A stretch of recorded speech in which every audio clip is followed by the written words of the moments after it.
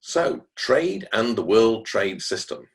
What we're going to do in this is to look at the nature of the world trade system and the way it has evolved and developed through time. Something that has an important influence on the way we live, but which is often not studied in history, which tends to focus on rather the relations between states. So the starting point is that trade is truly universal in the sense that, as it says here, it's something that we can see in every human society and every period of history. The anthropologists have been unable to find almost any human society where you don't get some kind of trade. Also, you can find it in every period of history, right back to the Old Stone Age, in fact. And so it seems that, as it says here, Adam Smith was right on all of the evidence that we have. Human beings, it appears, do indeed seem to have an instinct to truck, barter, and exchange. It seems that just as war and conflict may be universal, so is trade. Peaceful exchange is just as common amongst human beings as armed conflict. But trade is not just random. It doesn't just happen in a kind of haphazard way. If you look at it in the past, you see that it's patterned. It's patterned in terms of its geography, where it happens, and it's also patterned in terms of what is traded. And both of these kinds of patterns change and develop through time. So let's have a look now at what those kinds of developments and changes are. If you look at histories of trade and of the world's trade system or trade systems, what you can see is that we go through a number of distinct eras of trade. Now, you can actually see the beginning of long distance trade and quite elaborate trade networks right back in the Old Stone Age, the Paleolithic, where you start to see trade in certain kinds of key materials, such as obsidian, lapis lazuli, and also flint. Also cowrie shells and ornamental shells of various kinds. Now, in the world of antiquity, in the ancient world, what you start to get is the development in different parts of the world of regional trade systems. Trade systems typically driven by geography, which cover and connect together a large part of the planet's surface, but which are, at this point in the ancient world, pretty much self-contained. So there's one, for example, around the Mediterranean. There's another one in the Indian Ocean. There's yet another in Central Asia. There's one in Southeast Asia.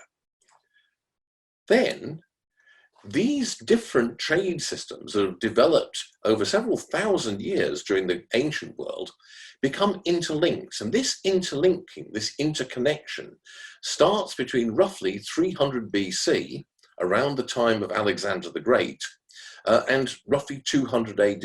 Think of the reign of the Roman Emperor Marcus Aurelius. If you want to think of it in terms of Chinese history, it's between the era of the Warring States and the end of the Han Dynasty. During that period of 500 years, the various local trade systems actually began to interconnect, and you start to get, for the very first time, trade that actually connects one part of the old world to another. With the rise of Islam in the 7th and 8th centuries, this process continues. Because what the Islamic world does is to connect parts of the world that previously had not been directly connected. And in particular, the institution of the Hajj, the pilgrimage to Mecca, created an enormous network of personal and trade links between various parts of the world. What you get then is the development of a medieval trade system, which is more extensive and more elaborate than the one that we saw even in the world of great antiquity in, say, the 2nd century or 3rd century AD. There's a major expansion of the world trade system in the 16th century. This is because, of course, the Americas, North and South, are incorporated into the trade system for the first time. Prior to about the middle of the 16th century, the trade system covered about half of Africa and all of Eurasia, but it did not include the southern part of Africa or Australia or North and South America. And what begins in the 16th century is a process by which the New World, or new worlds we might say, are increasingly incorporated into the trade system.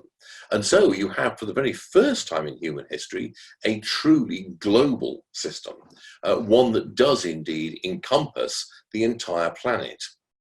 What you also see over all of these different stages is gradual changes and development in the kinds of products that are being sold and exchanged. Initially, if you go right back to the Paleolithic, it's what you might call key raw materials or key goods that are needed for various kinds of activity that are essential for human life, plus also highly decorative things, lapis lazuli, very attractive, very beautiful, not particularly useful in terms of actually making anything in the way that, say, obsidian or flint are. But you also start to get trade in other things, what you might call more mundane products, products such as, for example, silk or grain, both of which come to be traded over very, very long distances. You also start to get a trade in goods which are luxuries for some people, which increasingly move down the scale, most notably, for example, porcelain and iron goods, metalware of various kinds. And as time goes on, you also start to get the growth of a whole range of agricultural products, particularly after the 16th century, which typically come to be grown in specialized parts of the world.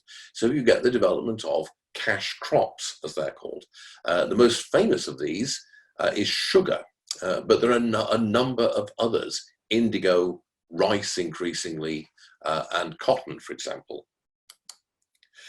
In the 19th century, the core of the world's trade system shifts from the Indian Ocean, where it had been for most of human history, to the Atlantic. And so since then, we've been living until very recently in an Atlantic-centered world trade system, whereas our ancestors were living in one centered around the Indian Ocean. In the 20th century, however, particularly since roughly 1990, we've started to see a shift back to the Indian Ocean, but we've also seen a move to the Pacific for the first time. The sheer size of the Pacific means that although there is trade within it, it's very small compared to trade in other parts of the world, because the simple distance makes it very difficult and very expensive. Now, here's quickly go through a series of maps which show this.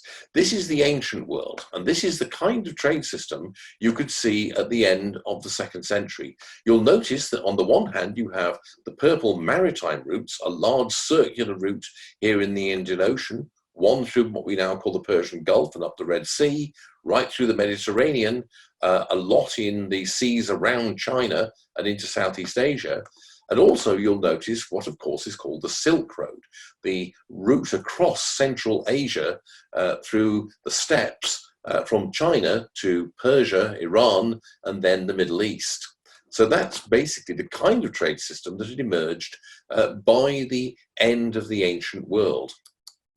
Here's the medieval trade system, which, as you'll see, has the same kind of pattern as that of the ancient world, but which is also more extensive. You'll notice that now there's an expansion of the Silk Road northwards, so that it now runs into Russia. There's also trade routes now in the North Sea, the Baltic, and the Atlantic coast of Europe. There's the trade route in the Indian Ocean now extends much further south to what is now northern Mozambique. And you'll also see a very large trade route which has grown up in the Arabian Peninsula and the Sahara and sub-Saharan Africa, partly due to the expansion of Islam, also due to the effective domestication of the camel, which provides a very effective way of traveling long distances across places like the Sahara and other arid parts of the world. Now, here is the way the system worked, a way first identified by the lady whose name is mentioned up here, Janet Abu-Lughod. She identified what she called interlocking trade circuits, 8 of them. So there's one here in Western Europe, there's one in the Mediterranean, there's one here, the Great Silk Road across steppes, there's a 4th one centered on the Persian Gulf, a 5th centered around the Red Sea and Ethiopia, a 6th in the Arabian Sea and Indian Ocean, a 7th around the Bay of Bengal, and the 8th in the East and South China Seas. I think it's fair to say that she actually missed about 3 other trade circuits. There's also one up the Baltic, round here. There's another one round the Sea of Japan and Northeast Asia, round here. And there's another one further south, down the Swahili coast in Africa. But that's how the medieval trade system works. You have a global system, but it's composed of still interestingly distinct, separate circuits, and goods will be passed or handed over from one circuit to another. Now, with the early modern era in the 16th century, here's what you see there: the growth of trans-Pacific routes, the growth of a route around the Cape of Good Hope, and routes that integrate Brazil, the Americas, into the trade of the Indian Ocean and East Asia.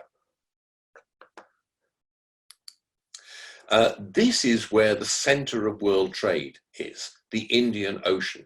It's driven by what these 2 arrows represent, which is the pattern of stable winds which blow from the north to the south in one part of the year and from the south to the north in the other part of the year. That means that you can sail from India to Africa or Southeast Asia at one time of the year and then know that the wind will blow you back in the other time of the year.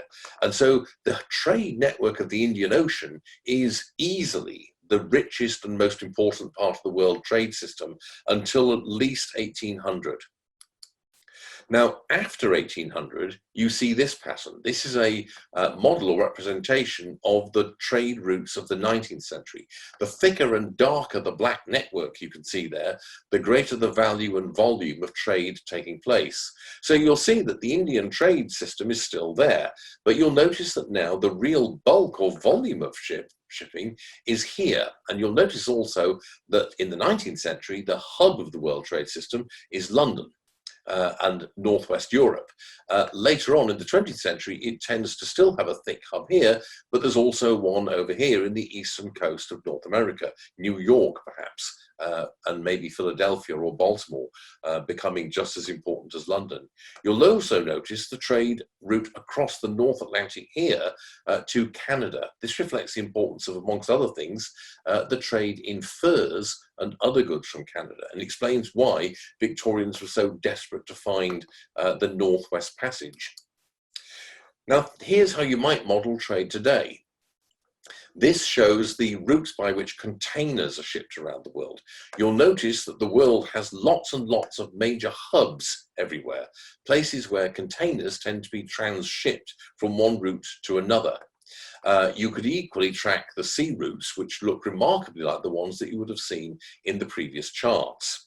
What this also tells us is the increasing importance of land travel in the modern world, the 19th, 20th, 21st centuries, as compared to previous periods. This is because of the development of things like the railway and the internal combustion engine, hence the truck, the lorry, which enable us to move goods around land almost as cheaply as on sea.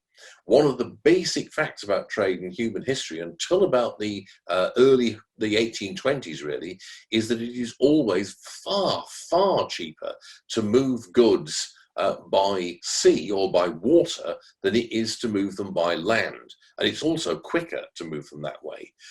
This is majorly corrected or changed by the invention of the railway and subsequently of the petrol engine, the diesel engine. Now, even so, even now in the modern world, the great bulk of the world's goods move by water. This is still true. Here is another current development, which is the so-called Belt and Road Initiative being launched by the Chinese government. And you'll see here the dotted line running from China all the way to Duisburg in West Germany.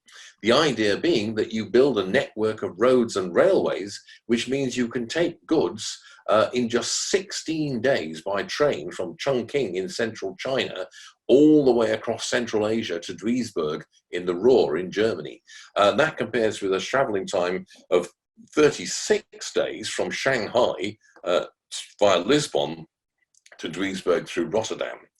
So obviously a big saving in terms of time. And this also should show something, which is the persistence and importance of certain places. Notice how one route is this route here through Cairo, through the Suez Canal actually, through the Red Sea, and then down through the Straits of Malacca here near Singapore up to China and Shanghai. That's exactly the same route that you would have seen as being one of the most important in all of the previous charts we get. But notice also how what you've got here is a revival of the old Silk Road, the great trade route across Central Asia between East Asia and Europe. So there are long-term processes. What are they? First of all, geographical extension. What you get is a thickening of the network with an increased number of links and an increased number of hubs. So if you look at the development of trade over time, there are more and more links between more and more places. And there are therefore an increasing number, a larger number of hubs, places where these various links meet. In terms of network theory, as it's called, there are more edges and more nodes, and so the network becomes more dense. There's another notion of geographical extension, which is that over time, more and more of the planet is incorporated into and covered by trade systems. So since 1550, Australia, North America, South America, the southern third of Africa have all been incorporated into the world trade system in a way that they were not before. Northern Asia, Northern Europe became incorporated into the world trade system along with Saharan Africa during the Middle Ages. So there's also that kind of extension.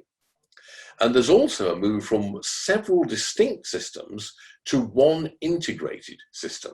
So instead of having several geographically distinct systems, you move to a single integrated system. Now that's not a one-directional process. There are major reversals. There are several episodes in history, in the 17th century, the 6th century, the 3rd century, when that process goes into reverse. And you find that in fact, the process becomes weaker. The connection between different parts of the world become weaker rather than stronger. Here's another long-term process, a deepening of integration. What that means is that not only are there more trade connections, but the proportion of total production and economic activity that is based on trade, and particularly long-distance trade, increases. In other words, the proportion of goods that you consume, which involve long-distance trade in at least part of their origin and manufacture, becomes greater and greater. So less and less of what you consume is something purely local. What you can see as part of this is a move from complementary trade to comparative advantage trade. Initially, trade tends to be between two parts of the world, each producing a kind of product that the other part of the world can't produce, simply is unable to for geographical reasons. That's what we call complementary trade. So for Europe to import, say, bananas from the West Indies is an example of complementary trade, because although you can just about grow bananas in Europe, it's just ridiculously expensive. It makes much more sense to let them grow in a part of the world where it's naturally suitable for them. But what we see as time goes by is not just complementary trade. You get trade based instead on the principle of comparative advantage, where you get a product which could be made perfectly easily in any place, being produced in just one place or a few places, and then traded for goods produced elsewhere, and other places stop making that product. Now, this can be traced back a long way. For example, pottery in the Roman economy was pretty much all made in the Aegean and a couple of other places. Everywhere else just imported pottery from there. What this shows is that the relative cost of producing pottery in those places was lower. So it's comparative advantage that is driving it rather than absolute advantage. With time, the proportion of trade that is based on comparative advantage tends to become a larger part of the total. Secondly, what you find is that in the early period of history, most of what is being traded, particularly long distance, is either necessities, things that you literally cannot do without. Salt, for example, is a major traded good of that kind, but also luxuries. So you'll find that what are traded are things like precious stones, precious metals, very high value added goods of one kind or another, luxury goods. So the kind of goods traded, say, in the ancient world or much of the medieval period are either necessities, grain, salt, and that's like, or they're luxuries, silk, spices, gold, silver. What you find with time is that more and more goods in what you might call the middle, general consumer products are the ones that are being traded. Now, things to notice finally. First of all, the persistence of certain places and routes. As I said, you'll notice if you went through those maps that certain places, certain locations, and certain routes popped up over and over again. This is because of geography. It's just a reflection of the way the planet's surface is structured.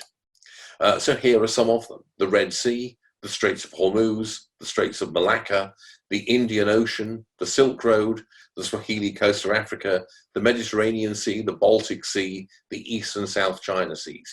These are always important in looking at trade, no matter what period of history you're looking at.